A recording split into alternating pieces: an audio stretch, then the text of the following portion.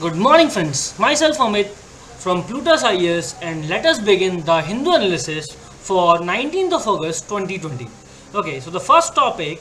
Okay, let me give you first few clarifications that now we have shifted our time for the Hindu analysis from 11 a.m. right, and few more things I want from you that please you can ask your queries or your questions in comments so that I can answer them, so that a session could be an interactive one rather than just a flow of information from my side.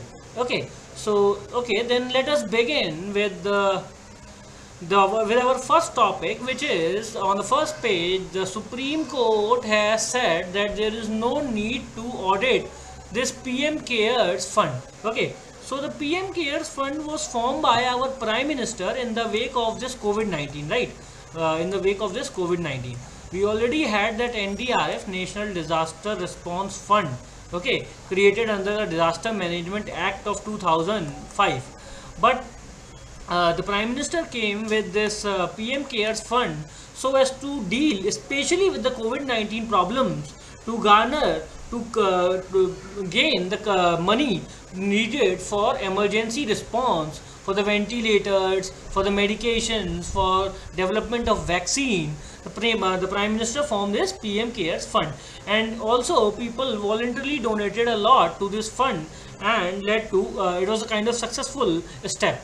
But the problem arises when our PMO has said that this fund is a public trust fund and does not come under the scrutiny as it is of RTI, as it is not a public body. Okay, it is a fund where people have given voluntary donations, and it does not qualify for audits under CAT. It does not qualify for information under RTI and various other things. Okay, and also Supreme Court has now stamped or verified these very steps of these very claims of central government, right? Here they have said that it is a public charitable trust to which donors have contributed voluntarily, and hence it does not require a CAG audit, and it also cannot be transferred to this NDRF fund, as was demanded by several experts or eminent people of society.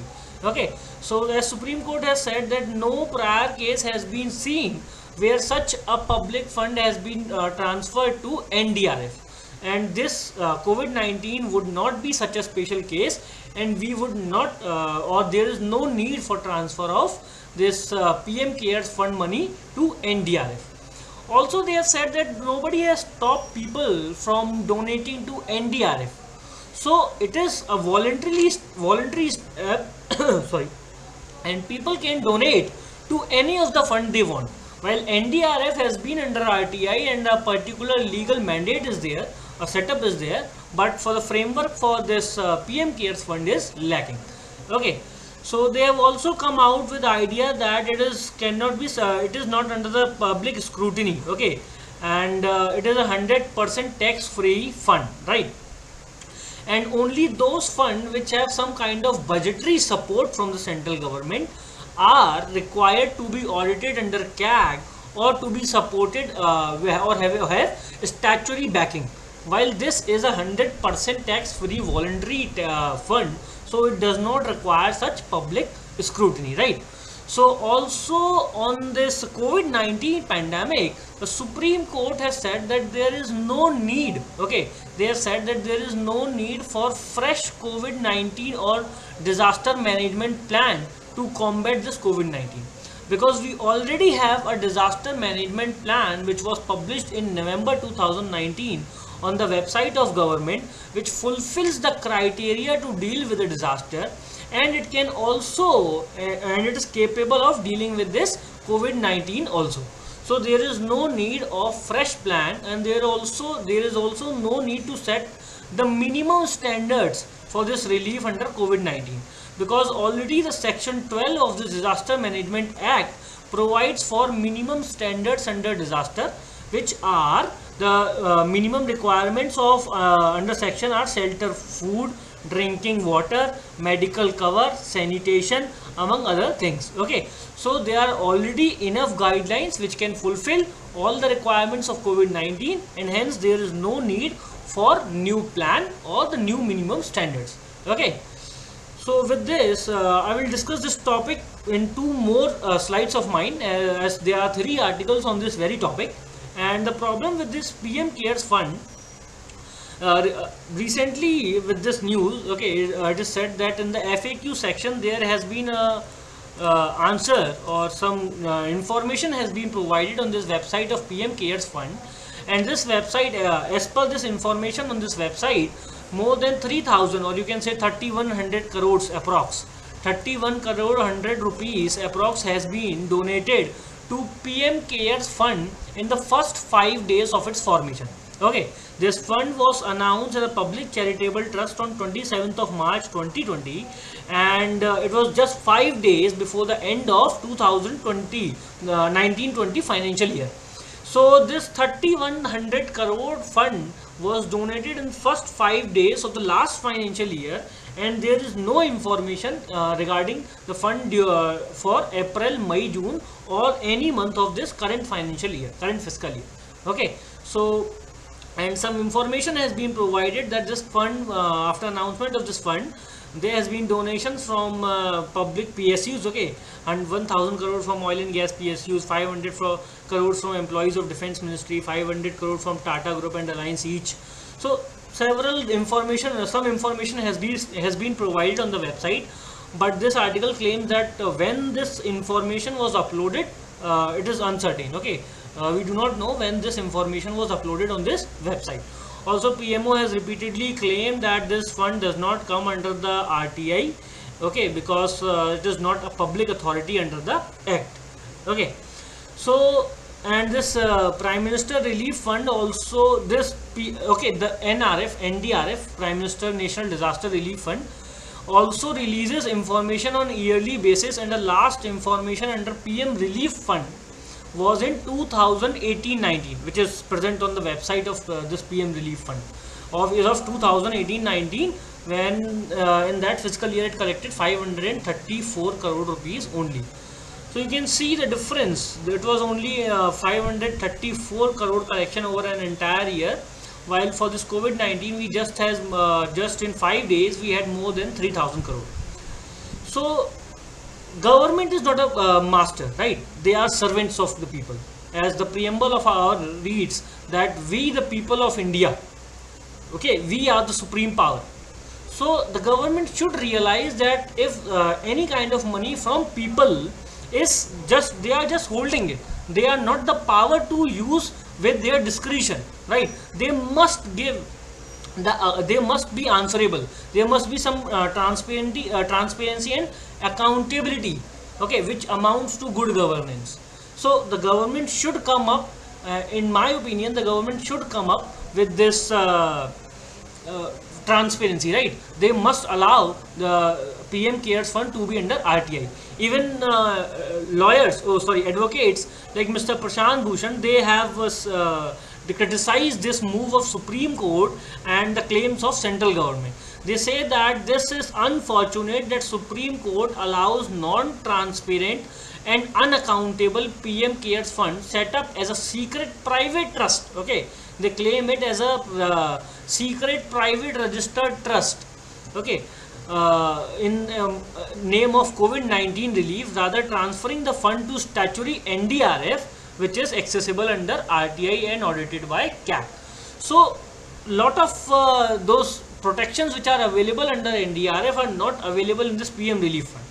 So the proper thing could have been that government should shift the money either to that NDRF or that or this PM Cares Fund should be brought up under RTI, so that people can know.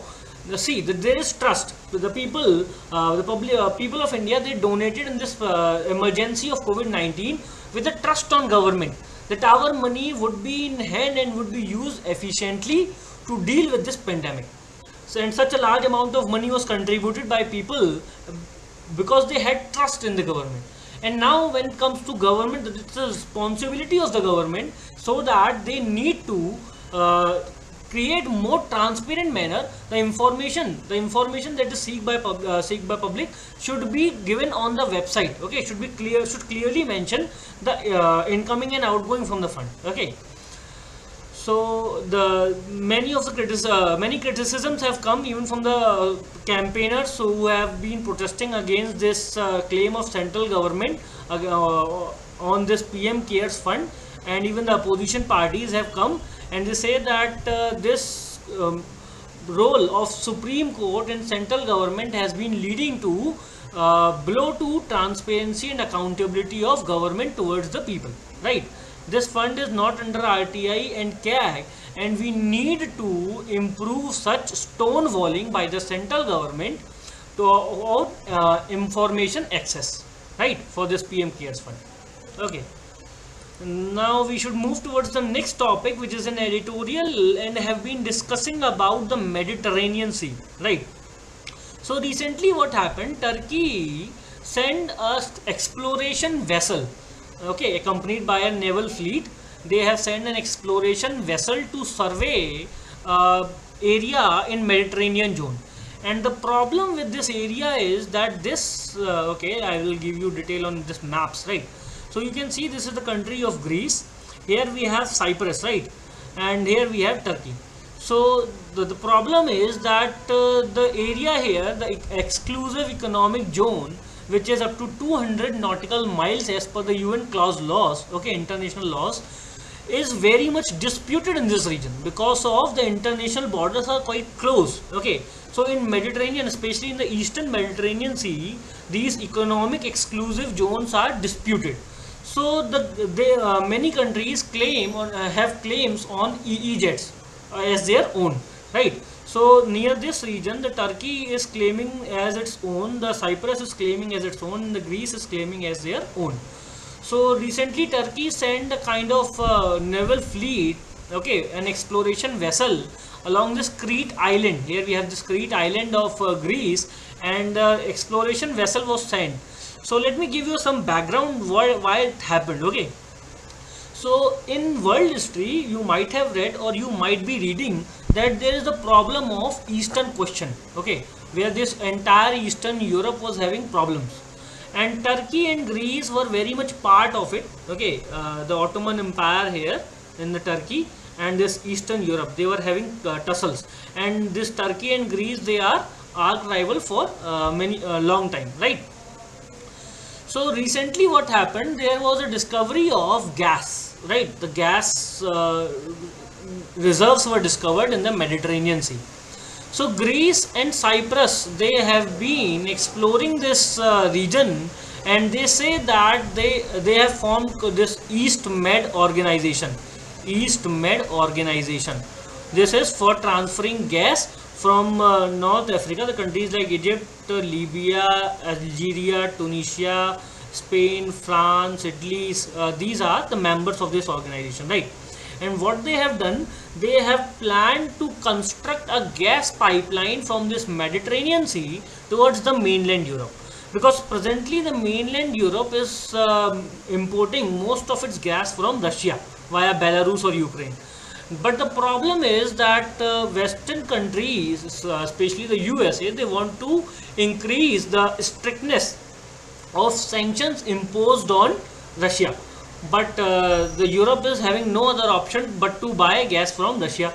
So now when they would have an alternative to purchase or to get gas from this Mediterranean Sea, they could the impositions of the implementation of sanction on Russia could be could come into effect, right? So thing here is that the Turkey claims this part as their exclusive economic zone, while Greece claims it as their own. So the problem here is that Greece, along with the countries like France in European Union and these Egypt, Libya, Algeria and Saudi Arabia, UAE, what they are planning to create a group of this exploration of gas and a pipeline with the up to east this mainland Europe, okay, a kind of pipeline to mainland Europe, passing through these Greece islands and etc. And the problem here is that they are excluding the Turkey from all these groups. There is a kind of exclusion of Turkey from all these groups, okay. So Turkey is feeling isolated in this group formation or this kind of cartel formation, and this has created tensions, okay. This was this East Med Gas Forum, which was formed by Cyprus, Egypt, Greece, Israel, Italy, Jordan, Palestine, Turkey. Turkey was excluded, okay.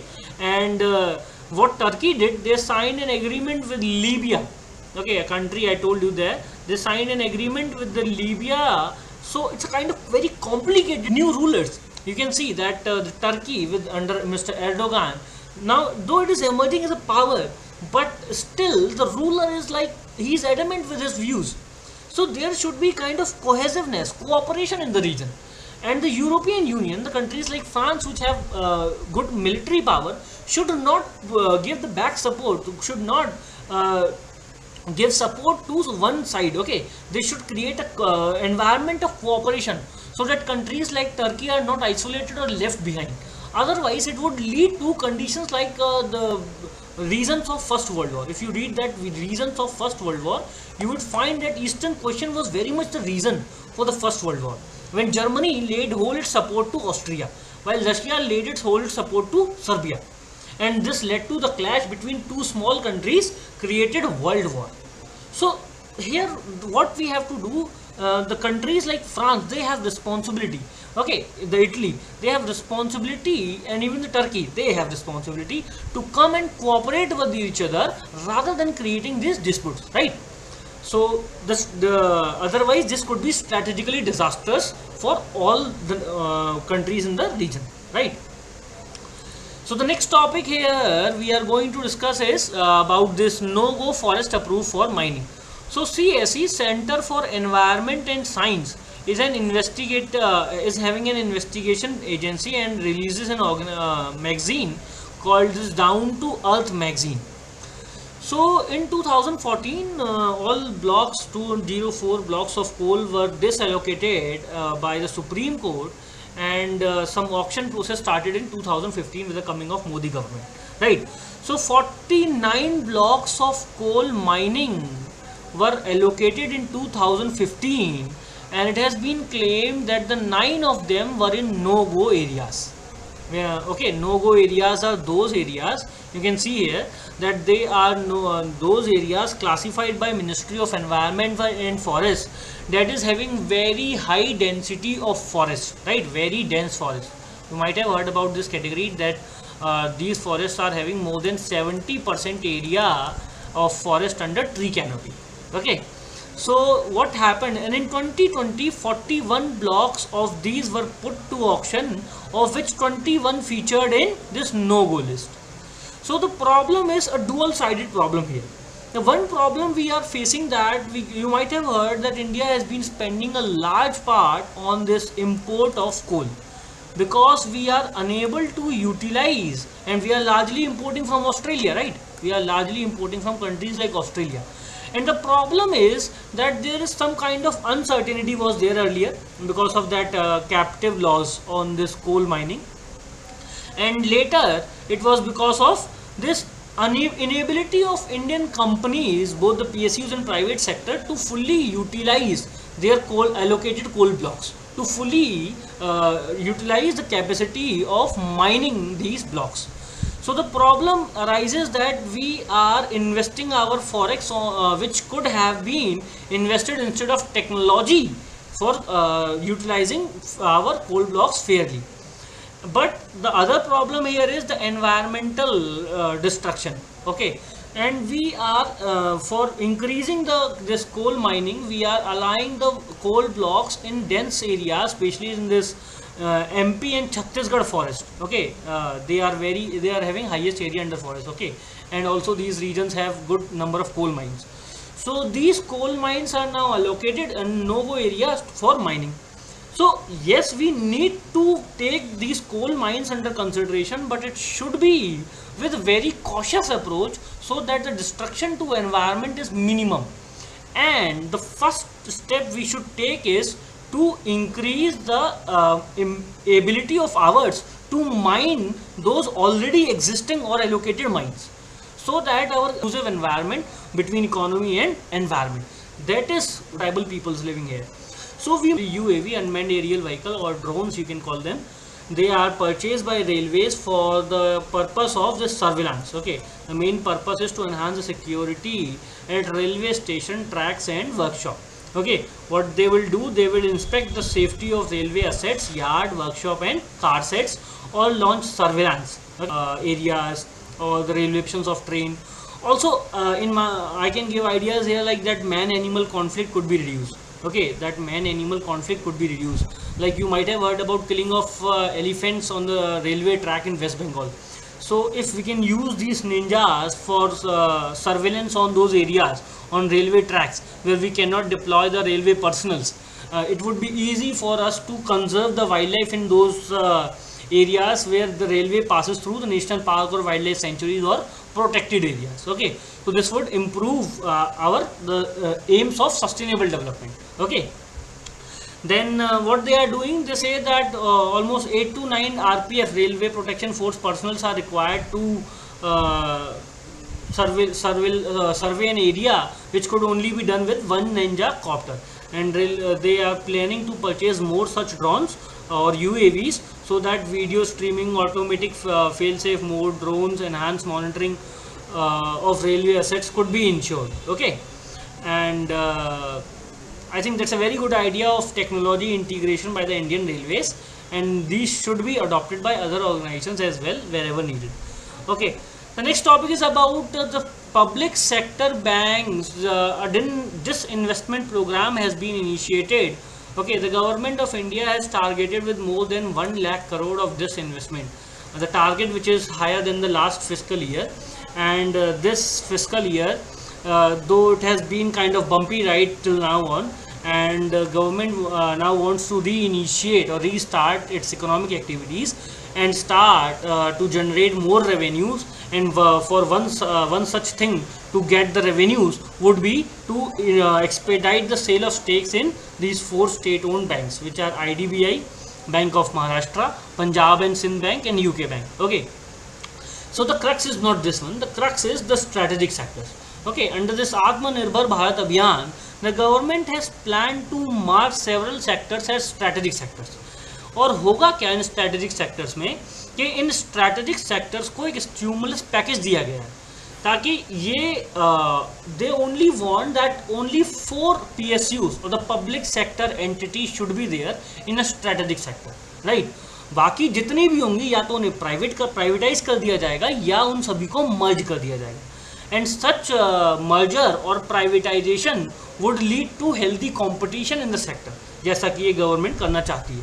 Okay, and also such disinvestment, इस तरह के disinvestment government revenues में बहुत फ़ायदा पहुंचाते हैं. दे provide a lot of required money to the government by this disinvestment. Also those sick PSUs are weeded out, right, but there are mixed views on this, right, because कोई भी sick PSU को नहीं खरीदता, so mixed views are there on this disinvestment.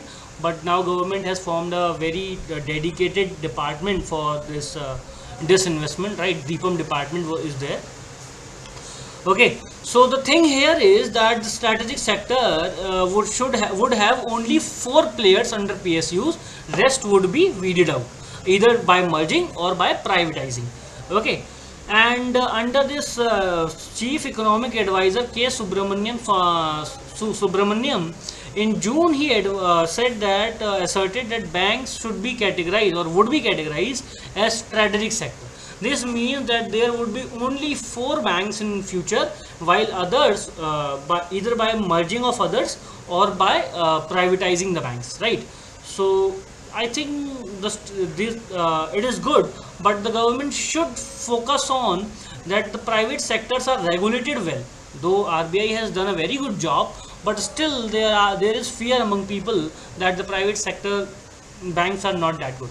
But slowly things have changed very a lot, right.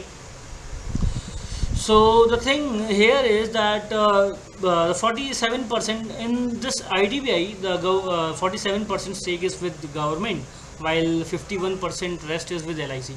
So in most of these banks, either the bank is wholly owned or owned by a holding company of the government, right. So it would be easy for government to disinvest, but some experts are of the opinion that in this time of COVID pandemic, government won't be able to get the fair revenue from these stake sales, right. So they should be cautious in selling or disinvestment at present times. So this is the last topic for the day, where RBI has unveiled a framework for retail payment entity. Okay, till now this was all under this NPCI, National Payment Corporation of India, and under this Payment and Settlements Act. Okay, this was even a question in UPSC, I think last year in prelims. Okay, but now the RBI is planning to create an entire new entity under this Payments and Settlements Act for retail payments. Okay, and this would be an umbrella entity under this Companies Act 2013. And what it would cover? It would cover entity will set up, manage and operate new payment systems in retail space, comprising the ATM, white label ATM, Aadhaar based payment services and remittance services. So all those daily payment retail services would be covered under this umbrella entity, and it would also operate in this clearing and settlement system for participating banks. Then it could participate in RBI's payment and settlement systems, could frame necessary rules related to ensure safety and soundness of such retail payment system. Okay, and could also do things like managing risk, monitoring retail payments, developments and related issues in the country and even outside. Okay, it will manage the issues of retail payment both in the country as internationally as well. Okay, so I think now we are very much clear. You can ask your queries on this platform of YouTube, or you can also send me your questions. I will give you an email ID tomorrow, right? For now, not now, but I will give an email ID tomorrow so that you can send me your questions and I can answer them if possible. Okay, so then thank you for the day. Have a nice day.